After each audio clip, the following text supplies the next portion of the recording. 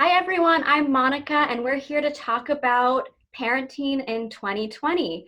This has been a wild, wild year. We have a pandemic. We have, a lot of racial injustice going on. And you may be asking yourselves, how do I talk to my kids about everything that's going on in the world right now? So I'm here with Mackenzie, and we're going to talk a little bit about how to prepare for that conversation with your kids, how to prepare yourself, what to do if you don't know how to answer certain questions, and then prepare you with just different tools for further learning and how to support you in having these really challenging conversations. So we'll start right up and talk about, what should we do before we even start talking with our kids? How do we prepare? Mackenzie, you want to share a few tips of how you might, what thoughts and opinions you may have to share with parents? Yeah, definitely.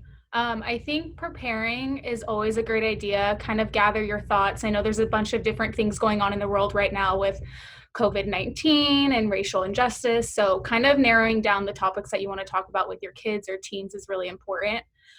Finding a safe and quiet space to talk to your children, making sure like the TV's off, that everyone's phones are away, because all of the extra distractions can really limit your ability to communicate with everyone and to really be able to have that time for important conversations.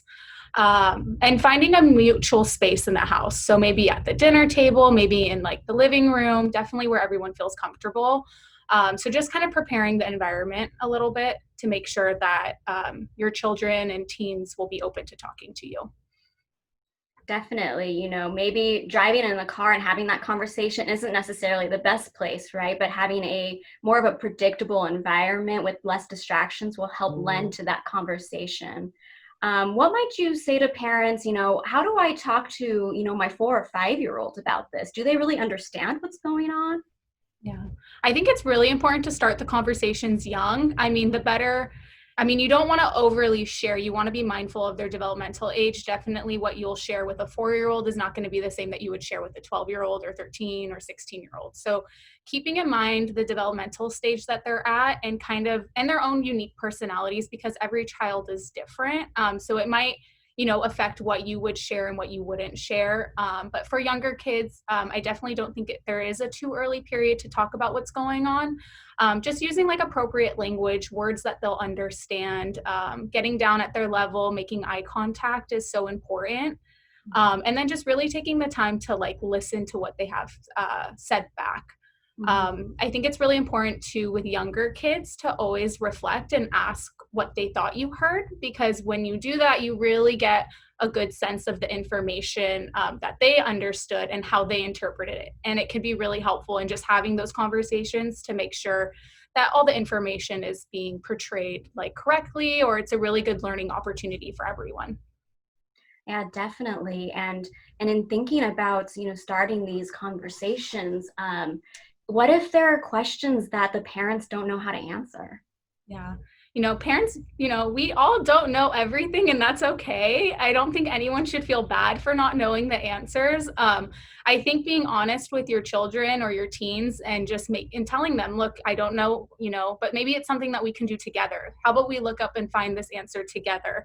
By doing that, you're showing them problem solving skills. You're modeling that, it's okay to not know the answers, but hey, it's okay to look it up and find out more information. And I just think it's a really powerful tool that parents can use. And I definitely don't think parents should be afraid to not know the answers, because it's okay. Yeah, I think that could be a really powerful tool for connection with your child as well, right? If you start with what do they know, because we know our kids are completely surrounded by the 24-hour news cycle, social media, and there's a lot of misinformation. So even starting first, what does my child think about all of this can really, kind of tailor that conversation. Oh, yeah, definitely. And, one thing you had mentioned of, really validating their feelings. I think sometimes parents have that urge to want to fix and take care of their kids. And it's like, no, you don't need to feel scared. What might you say for parents who have that urge to, like, don't be scared, don't be sad? I think it's funny. That's how probably I am. It's okay. I think the most important thing is to listen to your kids. Listen to them. I think the most powerful thing is to like be able to sit quiet and really take in the information that your children are telling you. And being able to just say, wow, I can understand if that's really frustrating, or this is overwhelming, or it seems like there's a lot going on and it's confusing. And validating that they feel that way for a reason is so powerful, because it lets your child or teen know that they're being heard and that you are taking the time to understand why they feel that way. Yeah, so in a sense, by validating that feeling, you are helping them kind of understand what they're going through and Mm-hmm. help ease some, maybe the intensity of those feelings because they're feeling heard. I Yeah. think that's great, especially for parents to hear that it's okay to kind of sit with those uncomfortable feelings. It's really it's a challenging and difficult thing to do when you're having these discussions. Yeah. Um, what might you share with a parent who is feeling really uneasy or uncomfortable with starting this conversation? Yeah. I would say gather your information and start where you feel comfortable, and expand off of that, and expand off of the questions your child may have or your teen may have. Because I don't think that there's a wrong or a right way to start. I think as long as you are starting the conversation, that's amazing, and that will help you guys build your communication, and your relationship with each other. So I think start where you feel comfortable, and then as you have more conversations and as things become more comfortable, start expanding from there. Mhm. That's great. And now thinking, with COVID-19, parents and caregivers have really taken on multiple roles. Now they're parents, childcare workers, teachers, they're doing it all. Mhm. So how might we like encourage parents to really take care of themselves? Self-care is so important, even though everyone feels like there's no time for it. Taking a break, modeling that sometimes everyone needs a break, and going for family walks, or maybe there's like a heated discussion or argument within the family. It's okay to say, you know what, I think everyone needs a break. Let's go calm down and revisit it later.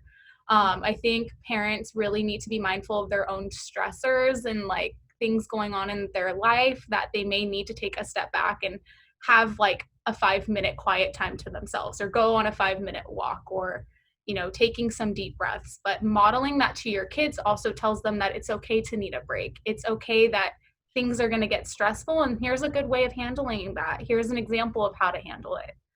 So Yeah, so by the parents kind of really activating their own coping skills and really managing really big and difficult feelings, and in effect is supporting their children and how to learn to deal with that, because that's a lifelong skill that they can use when we're in crisis. exactly. And one thing I wanted to point out, what you had mentioned, is that it may get to a heated conversation.